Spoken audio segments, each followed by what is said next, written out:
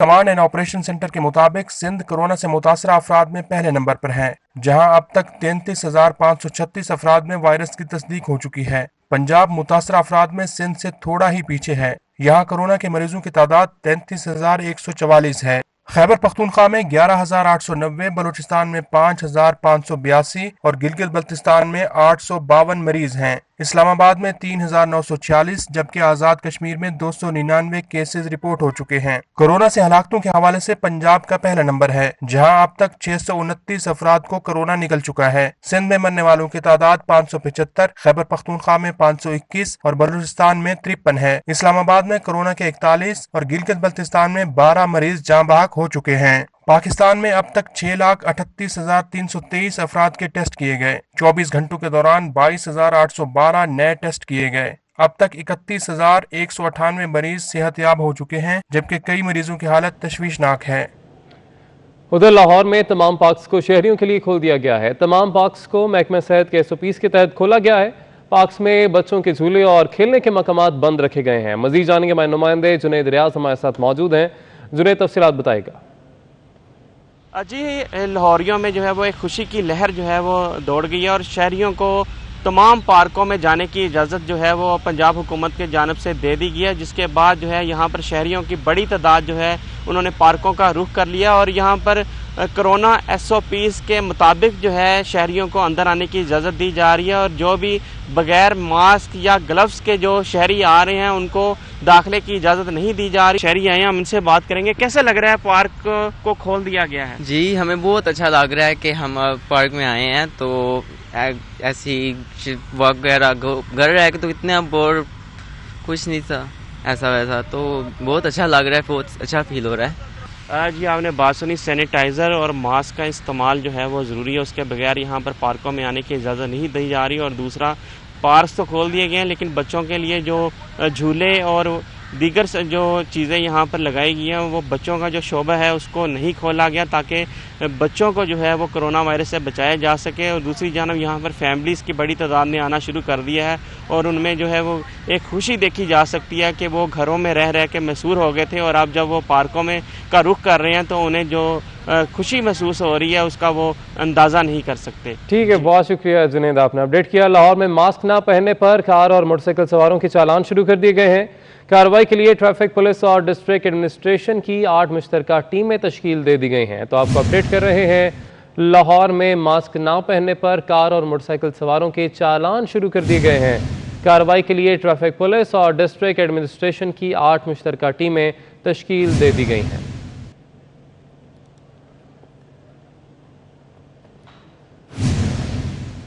शहर कायद में corona virus से निपटने के लिए SOPs को आवाम की अक्सरियत ने हवा में उड़ा दिया। मास्क हो या सैनिटाइजर या फिर समाजी फासला, सब ही नजरअंदाज किया जा रहा है। मजीद जानेंगे हमारे नुमाइंदे महमूद रियाज से। महमूद, बताइएगा। कोरोना वायरस जो है वो बहुत तेज़ी के साथ जो है वो अपने वार कर रहा है।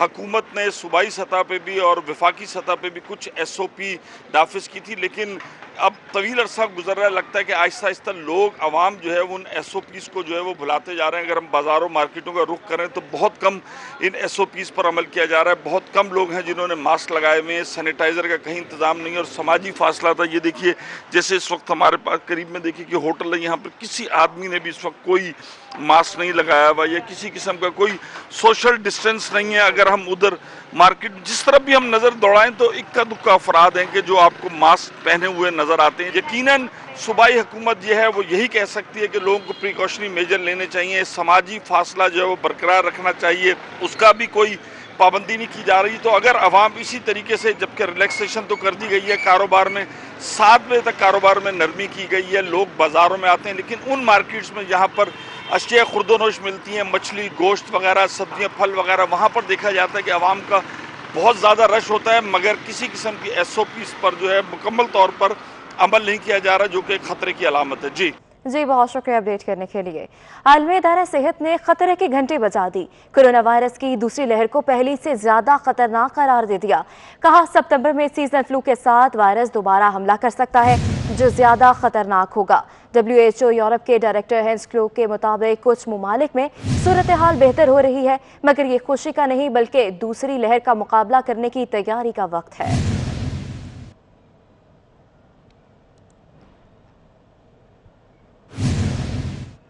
और अब कुछ बात करते हैं पेट्रोल की कीमतों के हवाले से। पेट्रोल की कीमतें कम हुए 5 रोज गुजर गए हैं। शहर कायद में पेट्रोल का बहरान काबू में ना आ सका। निजी ऑयल मार्केटिंग कंपनी की जानिब से पेट्रोल पंप्स पर सप्लाई बहाल ना हो सकी। इसी हवाले से मजीद तफसीलात जान लेते हैं हबीब खान से। जी हबीब, हमें बताइएगा आप इस वक्त कहाँ पे हैं और क्या सूरत हाल है? जी बिल्कुल, शहर कायद में भी मुल्क भर की तरह जो है वो अब पेट्रोल की जो किल्लत है उसका बुहरान सामने आने लगा है। आज 5 रोज़ गुजर चुके हैं पेट्रोल की कीमतों में कमी हुए, लेकिन जो मुल्क में जो किल्लत का जो बुहरान कायम हुआ है उसके बाद अब तक जो निजी ऑयल कंपनियां उनकी जानिब से पेट्रोल की सप्लाई बहाल नहीं हो सकी। इस वक्त भी हम डिफेंस के इलाके में एक पेट्रोल पंप पर कोरंगी रोड पर मौजूद है और आप मेरे अकब में देख सकते हैं कि यहाँ पर इस वक्त पेट्रोल की सप्लाई जो है वो मुकम्मल तौर पर बंद है। यहाँ पर ना ही कोई गाड़ियाँ मौजूद है और ना ही पेट्रोल किसी को दिया जा रहा है। पेट्रोल पंप मालिकान का कहना यह है कि जो निजी ऑयल कंपनियां हैं उनकी जानिब से अब तक सप्लाई जो है वो बहाल नहीं हो सकी है। दूसरी जानिब पीएसओ की जानिब से कहा यह जा रहा है कि पीएसओ के तमाम तर जो पेट्रोल पंप्स हैं उन पर मुकम्मल तौर पर सप्लाई बहाल है और शहर के जितने भी तमाम तर पीएसओ पेट्रोल पंप्स हैं वहाँ पर सप्लाई इस वक्त बहाल है। लेकिन निजी ऑयल कंपनियाँ जो हैं जो मुल्क से अच्छा खासा रेवेन्यू जनरेट करती हैं, यहाँ से पैसा कमाती हैं, लेकिन उनकी जानिब से ऐसे मुश्किल वक्त में जब शहरियों को इस वक्त पेट्रोल की ज़रूरत है और पेट्रोल सस्ता हुआ है, ऐसे वक्त में बहुत शुक्रिया अपडेट करने के लिए। अब रुख करते हैं रावलपिंडी का, जहां पेट्रोल की किल्लत बरकरार है, जिसके बायस शहरियों को परेशानी का सामना करना पड़ रहा है। पाकिस्तान स्टेट ऑयल कंपनी के अलावा तमाम पेट्रोल पंप्स बंद हैं। मजीद तफसीलात जान लेते हैं सबा बशीर से। जी सबा, अपडेट कीजिएगा। जी बिल्कुल, रावलपिंडी के एक पेट्रोल पंप पर मैं मौजूद हूँ और इस वक्त रावलपिंडी के मुख्तलिफ पेट्रोल पंप्स पर पेट्रोल जो है वो नापेद हो चुका है। लोग बहुत ज़्यादा मुश्किलात का शिकार हैं क्योंकि जिस पेट्रोल पंप पर लोग जा रहे हैं वहाँ पर पेट्रोल नहीं मिल रहा, सिवाय पीएसओ के पेट्रोल पंप पर। इस वक्त मैं एक पेट्रोल पंप पर ही मौजूद हूँ। पेट्रोल पंप इंतजामिया से बात करते हैं। 1 जून से हमारी तरफ कोई पेट्रोल की डिलीवरी नहीं आई। हमारी गाड़ियाँ कराची गई हुई हैं लोडिंग के लिए, लेकिन अभी तक वापस नहीं आई और वहाँ के ड्राइवर्स का कहना है कि हमें कोई लोड नहीं मिल रहा। जी बिल्कुल, आपने सुना, पेट्रोल इंतजामिया का कहना है कि इनकी गाड़ियाँ 1 तारीख से पहले ही कराची के लिए जा चुकी हैं, लेकिन वहाँ से उनकी गाड़ियाँ जो हैं वो नहीं वापस आ सकी क्योंकि वहाँ पर जाने वाली जितनी भी गाड़ियाँ वहाँ से इनको पेट्रोल नहीं मिला। इस्लामाबाद में तो इक्का दुक्का कहीं कहीं पेट्रोल मिल रहा है, लेकिन रावलपिंडी के लोगों की मुश्किलात बढ़ गई हैं क्योंकि यहाँ पर पेट्रोल नापेद हो चुका है। और बहुत शुक्रिया अपडेट करने के लिए। और अब आपको बताएं, वफाकी हुकूमत की जानिब से तेल की कीमतों में कमी के बाद ठल के तमाम तर पेट्रोल पंप्स मालिकान ने पेट्रोल पंप बंद कर दिए हैं। पेट्रोल की फराहमी मुअत्तल कर दी गई है, जिसकी वजह से आवाम को शदीद परेशानी का सामना है। आपको हम मनाजिर भी दिखा रहे हैं। वफाकी हुकूमत की जानिब से तेल की कीमतों में कमी के बाद ठल के तमाम तर पेट्रोल पंप मालिकान ने पेट्रोल पंप्स को बंद कर दिया है।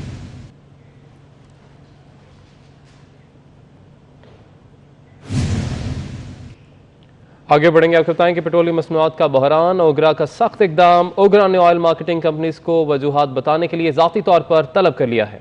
ओगरा अथॉरिटी तेल की किल्लत के वजूहात जानने के लिए समाअत करेगी। तो आपको अपडेट कर रहे हैं अहम खबर से। पेट्रोलियम मसनूआत का बहरान है, मज़ीद तफसीलात जान लेते हैं अवैस कयानी से। जी अवैस, हमें अपडेट कीजिएगा। जी बिल्कुल, यही सूरत हाल है और ओगरा ने ऑयल मार्केटिंग कंपनियों को वजूहात बताने के लिए ज़ाती तौर पर तलब कर लिया है। अथॉरिटी ने तेल की किल्लत की वजूहात जांचने के लिए समाअत जो है वो मुकर्रर कर दिया और कुछ ऑयल मार्केटिंग कंपनियों ने ओगरा के शो कास्ट नोटिस का जवाब दे दिया है। ये ऐसा कहना है ओगरा अथॉरिटी का, लेकिन कुछ तेल कंपनियों में नोटिस का जवाब देने के लिए 3 दिन का वक्त भी मांगा है। लेकिन सबसे अहम बात है कि हाई ऑक्टेन की कीमतें अभी भी ज़्यादा हैं। ओगरा ने इसका नोटिस दिया है और ऑयल हाई ऑक्टेन की जो कीमतें कम की जाएं। मुल्क भर में पेट्रोलियम मसनूआत की कीमतें कम हुई हैं, लेकिन हाई ऑक्टेन की कीमत कम नहीं की गई। ऐसा लिखना था ओगरा अथॉरिटी का, जो उन्होंने मरासला लिखा है OMCs को। और हाई ऑक्टेन की कीमत कम न करने वालों के खिलाफ भी कार्रवाई की जाएगी, लेकिन अथॉरिटी ने OMCs को ज़ाती तौर पर तलब किया है। और इस पर सबसे अहम चीज़ ये आ रही है कि इस वक्त तमाम मुल्क भर में PSO के अलावा जितने भी OMCs हैं, उनके जो पेट्रोल पंप्स हैं वहाँ पर तेल की किल्लत की शिकायत आ रही हैं और इसी चीज़ को एड्रेस करने के लिए ओगरा भी मुतहरिक हो गया है। गुज़िश्ता रोज़ वज़ीर-ए-आज़म इमरान खान से नदीम बाबर की मुलाकात हुई थी और उसमें भी ये चीज़ डिस्कस की गई थी और कल वज़ारते पेट्रोलियम डिवीजन ने भी इस हवाले से एक अहम इजलास तलब किया था और हंगामी तौर पर OMCs को हदायत की थी कि ये फौरी तौर पर अपना स्टॉक जो है वो मेंटेन रखें। उस हवाले से तमाम तर सूरत हाल पर। जी अवैस, बहुत शुक्रिया अपडेट करने के लिए। पाकिस्तान स्टील मिल्स के मुलाजमीन को निकालने का मामला सुप्रीम कोर्ट ने स्टील मिल्स के समाअत के लिए मुकर्रर करके बेंच तश्कील दे दिया है। चीफ जस्टिस की सरबराही में 3 रुकनी बेंच 9 जून को केस की समाअत करेगा। बेंच में जस्टिस एजाजुल एहसन और जस्टिस मुजाहिर अली अकबर नकवी शामिल हैं। अहम खबर से आपको अपडेट कर रहे हैं। मजीद जानेंगे हमारे नुमाइंदे अमानत गशकोरी हमारे साथ मौजूद हैं। अमानत, बताइएगा तफसीलात। जी, पाकिस्तान स्टील मिल मुलाजमीन की जो अपीलें थी वो समाअत के लिए मुकर्रर कर दी गई हैं। चीफ जस्टिस पाकिस्तान ने स्टील मिल केस जो है वो समाअत के लिए मुकर्रर कर दिया है। 3 रुकनी बेंच जो है इस हवाले से तश्कील दिया गया है। चीफ जस्टिस जो है वो खुद 3 रुकनी बेंच की सरबराही करेंगे। 9 जून को इस केस की समाअत की जाएगी। बेंच में जस्टिस एजाजुल एहसन और जस्टिस मुजाहिर अली अकबर नकवी जो हैं वो भी चीफ जस्टिस के हमरा होंगे। रजिस्ट्रार ऑफिस ने स्टील मिल समेत दीगर जो केस के फरीकैन हैं उनको नोटिस भी जारी कर दिए हैं।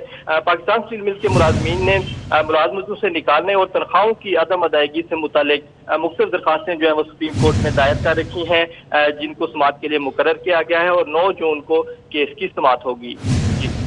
ठीक है, बहुत शुक्रिया अमानत, आपने अपडेट किया। आपको बताएं कि वफाकुल मदारिस के नाज़िम और जामिया सल्फिया के शेख हदीस मौलाना मोहम्मद यूनुस भट्ट कोरोना वायरस से इंतकाल कर गए। मरहूम की उम्र 63 बरस थी। मरहूम की नमाज जनाजा आज 2 बजे जामिया सल्फिया फैसलाबाद में अदा की जाएगी। वफाकुल मदारिस के नाज़िमुल उमूर और जामिया सल्फिया के शेख हदीस मौलाना मोहम्मद यूनुस भट्ट कोरोना वायरस से इंतकाल कर गए। ब्रेक के बाद खुशामदीद। पंजाब हुकूमत ने जनूबी पंजाब सूबे के क़याम की तरफ बड़ा इक़दाम उठा लिया है। जनूबी पंजाब के अलग सेक्रेटेरिएट के लिए एडिशनल IG पुलिस और एडिशनल चीफ सेक्रेटरी के ओहदे कायम कर दिए हैं। वज़ीर आला पंजाब उस्मान बुज़दार ने ट्वीट किया कि हमने तहरीक इंसाफ के मंशूर और वादे के मुताबिक कदम उठा लिया। जल्द ही एडिशनल चीफ सेक्रेटरी और एडिशनल IG की नई पोस्ट पर तैनातियाँ कर दी जाएंगी। दोनों अफसर 1 जुलाई से अपने फ़राइज़ सर अंजाम देना भी शुरू कर देंगे।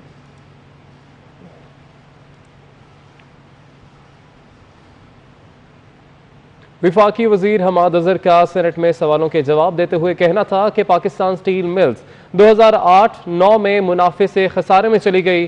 2015 से स्टील मिल बंद पड़ी है। 35 अरब की तनख्वाह दी जा रही है, जबकि कर्ज 211 अरब पर पहुंच गया है। 176 अरब का नुकसान हो चुका है। स्टील मिल्स के मुलाजमीन को औसतन 23 लाख रुपए दिए जाएंगे और बास को 70 लाख रुपए मिलेंगे। चाहते हैं कि स्टील मिल्स को निजी पार्टनरशिप के साथ चलाएं। हुकूमत ने 1 करोड़ नौकरियां देने का ऐलान किया है, तो ऐसे में स्टील मिल के 9000 मुलाजिमीन फारिग करने का क्या तुक बनता है? स्टील मिल पे इमरान खान ने क्या कहा था? असद उमर ने क्या कहा था? उसने ये कहा था मैं हुकूमत के साथ नहीं खड़ा हूँगा, स्टील मिल के मुलाजिमीन के साथ खड़ा हूँ। इमरान खान ने यह कहा था कि ये अपनी मिलें फाउंड्रियाँ चला लेते हैं, ये मिलें हम चला के दिखाएंगे। अब क्यों नहीं चला के दिखा रहे? 200 जब हमारी हुकूमत आई तो 211 अरब रुपए का कर्जा इस पे इकट्ठा हो चुका था। 176 अरब रुपए के जब हमारी हुकूमत आई तो इसके ऊपर नुकसानात अक्यूमुलेट हो चुके थे। और अब जो माजी की दोनों हुकूमतें थी, ना वो इसको रिवाइव कर सकी, ना वो इसको प्राइवेटाइज कर सकी, बल्कि एम्प्लॉईज की तनख्वाहें भी वक्त नहीं दे सके। हम वो जो 9000 साढ़े 9000 एम्प्लॉईज 9000 के करीब एम्प्लॉईज हैं, उनमें पहले फेज़ में 8500 को हम उनका एक सेवरेंस पैकेज देना चाह रहे हैं। और वो उस पैकेज के नतीजे में ऑन एवरेज हर एम्प्लॉई को 23 लाख रुपए मिलेंगे। ऐसे नहीं हो सकता कि आपने अगर नौकरियां देनी है तो आप सरकारी महकमों और इदारों को पकड़ के उनमें भर्तियां करी जाएं। आप क्या जानते हैं कि जो हमारे स्टेट ओन्ड एंटरप्राइजेस के एक्यूमुलेटेड लॉसेस हैं वो हमारे एनुअल डिफेंस बजट से भी बढ़ चुके हैं। वो इसी वजह से बढ़े हैं क्योंकि माजी की विजनलेस, रिग्रेसिव और बैकवर्ड हुकूमतों ने इन स्टेट ओन्ड एंटरप्राइजेस के अंदर भर्तियां की, ब्लोटेड किया। ये जो steel mill 3 lakh ton production पे चल रही थी, आप दूसरे मुल्कों में जाके देखें, इससे 10-10 गुना ज्यादा प्रोडक्शन पे steel mills at a fraction of the employment चल रही हैं। लेकिन हम अनफॉर्चुनेटली इनिशिएटिव नहीं लिया गया, कोई रिजॉल्व नहीं शो किया गया, कोई डिसाइसिवनेस नहीं शो की गई, जिसकी वजह से ये 230 अरब रुपए का आज कर्जा स्टील मिल पे खड़ा है। वज़ीर science and technology Fawad Chaudhry ने पार्लियामेंट के बजट इजलास में भी शिरकत से इनकार कर दिया। कहते हैं वो आज होने वाले इजलास में ही नहीं, आइंदा इजलासों में भी शिरकत नहीं करेंगे। फवाद चौधरी ने पार्लियामेंट इजलास में शिरकत न करने का फैसला कोरोना फैलने के खदशे के पेश नजर किया।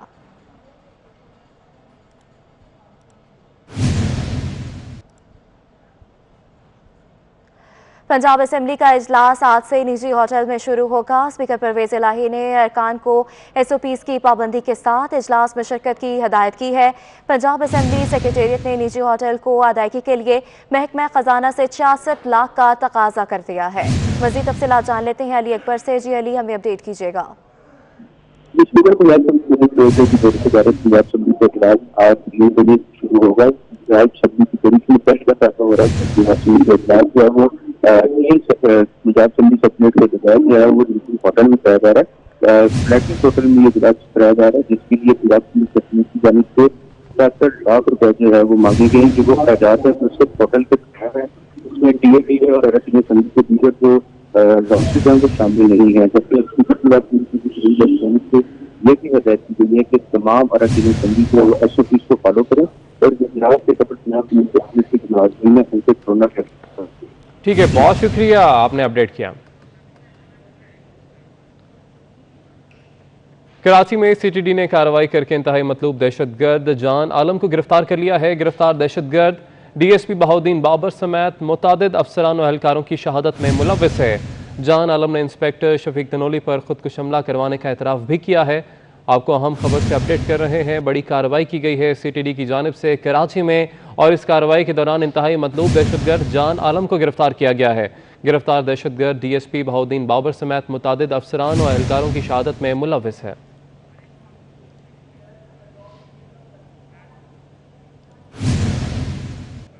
दुनिया के मुख्तलिफ ममालिक में आज रात चांद ग्रहण लगेगा, जबकि चांद ग्रहण का आगाज रात 11:15 बजे होगा। 12:30 बजे मुकम्मल चांद ग्रहण होगा। लाहौर समेत पाकिस्तान भर में चांद ग्रहण रात 2 बजे खत्म हो जाएगा। दुनिया के मुख्तलिफ ममालिक में आज रात चांद को ग्रहण लगेगा। चांद ग्रहण का आगाज रात 11:15 बजे होगा, जबकि 12:30 बजे मुकम्मल ग्रहण होगा। वफाकी ब्यूरोक्रेसी ग्रेड 21 से 22 में तरक्की का मामला है। हाई पावर प्रमोशन बोर्ड का इजलास आज 3 बजे होगा। वज़ीर-ए-आज़म इमरान खान इजलास की सदारत करेंगे। इजलास में 15 से ज़ायद अफसरान ग्रेड 21 से 22 में तरक्की पाएंगे। एडमिनिस्ट्रेटिव सर्विस की 10 असामियों के लिए अफसरान के केसेस पर गौर होगा। पुलिस सर्विस की 2 असामियों पर अफसरान के केसेस पर गौर होगा। तो आपको बता रहे हैं वफाकी ब्यूरोक्रेसी ग्रेड 21 से 22 में तरक्की का ये मामला है। हाई पावर प्रमोशन बोर्ड का इजलास आज 3 बजे होगा।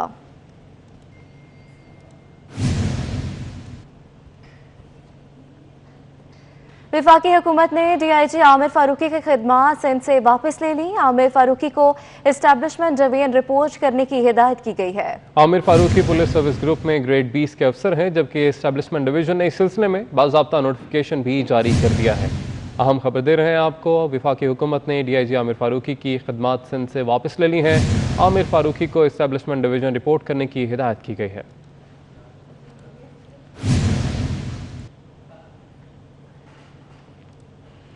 लाहौर हाईकोर्ट के office coordinator Asghar Shaheen corona virus के बायस इंतकाल कर गए हैं। एडिशनल रजिस्ट्रार इमरान सफ्तर भी कोरोना का शिकार हो गए। इमरान सफ्तर को मुकामी अस्पताल में वेंटिलेटर पर रखा गया है। तो आपको बता रहे हैं लाहौर हाईकोर्ट के office coordinator Asghar Shaheen corona virus के बायस इंतकाल कर गए। एडिशनल रजिस्ट्रार इमरान सफ्तर भी कोरोना का शिकार हो गए हैं।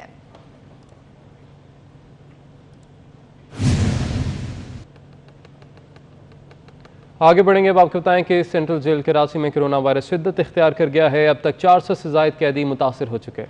IG जेल खानाजात ने कोरोना वायरस से तशवीशनाक हालत वाले कैदियों को जेल से रिहा करने के लिए महकमा दाखिला सिंध को खत भी लिख दिया है। तो आपको अपडेट कर रहे हैं, सेंट्रल जेल कराची में कोरोना वायरस शिद्दत इख्तियार कर गया है। अब तक 400 से ज़ायद कैदी मुतासिर हो चुके हैं।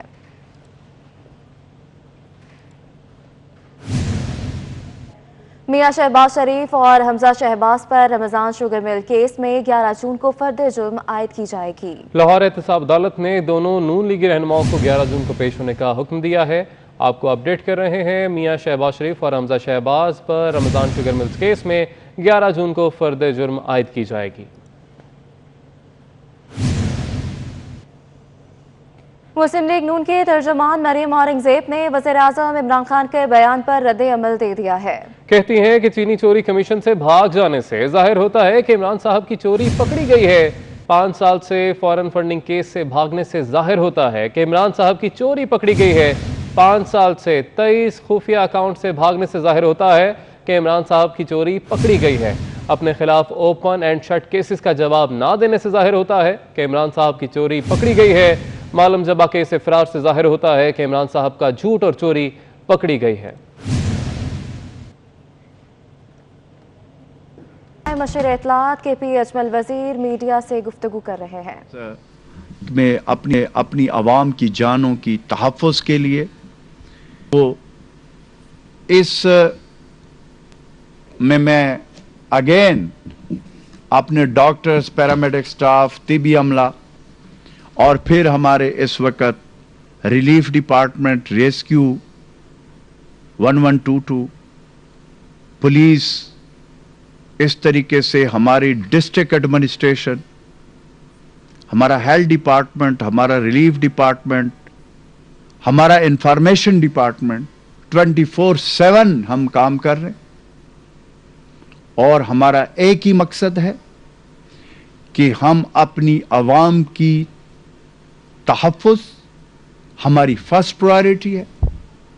उसमें मैंने कल भी ये जिक्र किया, मैं आज के इस तमाम डिपार्टमेंट इंक्लूडिंग मेरे डिपार्टमेंट के अफसरान जो मेरे साथ काम कर रहे, उसको भी कोरोना जो है वो 2-3 लोगों में पॉजिटिव आया है।